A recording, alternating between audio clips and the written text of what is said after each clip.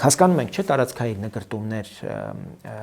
հայտարարելը ուղղակի նվեր է դարձնում Քոչարյանին եւ Սերժ Սարգսյանին ու դրանց քաղաքական շրջանակներին Ալիևի ձեռքին, որ միջազգային գործընկերների հետ խոսելիս ասեն նայեք թե ով է Հայաստանում եղել իշխանություն եւ ով է հավակնում իշխանության, հետեւաբար լեգիտիմացնում ենք նաեւ, որ ինքը շարունակի սպառազինվել,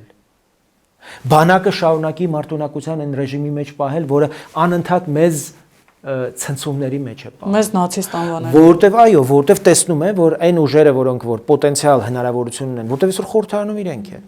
փոխարինել օրինակ գործող իշխանությանը, այդ տարածքային նկրտումների վերաբերյալ միայն արած հայտարարությունը բավարար է, որ Ալիևը շատ լեգիտիմ բացատրություն տա բոլոր նրանց, ովքեր կհարցնեն, թե ինչի էս, եթե խաղաղություն եք հաստատել, ինչի էս բանակը այս ծավալներով շարունակում սպառազինություն ձեռք բերել։